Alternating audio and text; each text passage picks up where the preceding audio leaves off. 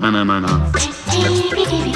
Portoviro, tra Profumo di Terra e Laguna, c'è stato un momento in cui tutti, grandi e piccoli, si sono fermati a guardare un cane scavare. Non si trattava di un gioco qualunque, ma di una dimostrazione di cerca del tartufo, spettacolo quanto mai affascinante, proposto nell'ambito della 18ª edizione delle Giornate del Tartufo del Delta del Po. Protagonista assoluto il tartufo bianchetto che, come racconta Marco Mutta, presidente dell'Associazione Tartufai Italiani Regione Veneto, è un piccolo tesoro dal gusto morbido.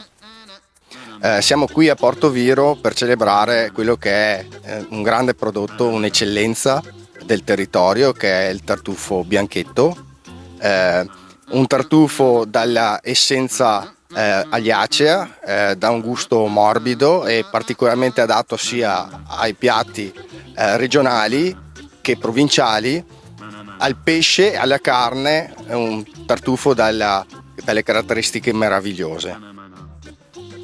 Ma a rubare la scena inevitabilmente sono stati i cani, veri e propri professionisti della cerca, concentrati, curiosi e instancabili.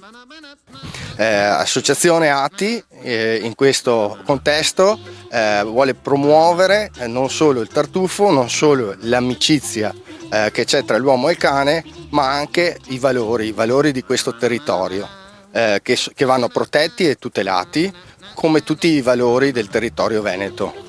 Da questo punto di vista sia Regione che Veneto Agricoltura ci stanno appoggiando in molti modi e stanno insieme a noi promuovendo quello che è il prodotto del territorio.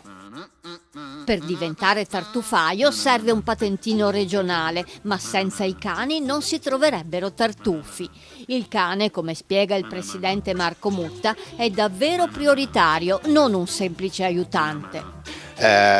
In questo caso il cane addestrato è un cane obbediente, che ha le caratteristiche di una curiosità molto spiccata, la capacità di seguire i comandi e oltretutto di creare un feeling, una linea con il conduttore. Senza cane ovviamente la ricerca non è possibile e un tartufaio che si rispetti deve sempre avere un'attenzione molto particolare a non mettere il cane a rischio per trovare il tartufo.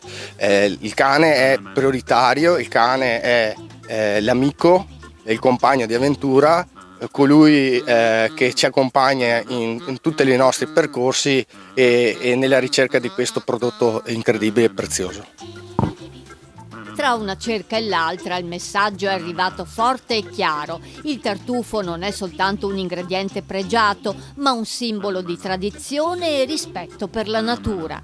E la speranza, come sottolinea Mutta, è che anche il mondo della ristorazione continui a credere in questo prodotto, portandolo in tavola e valorizzandolo nella cucina contemporanea. Mana mana.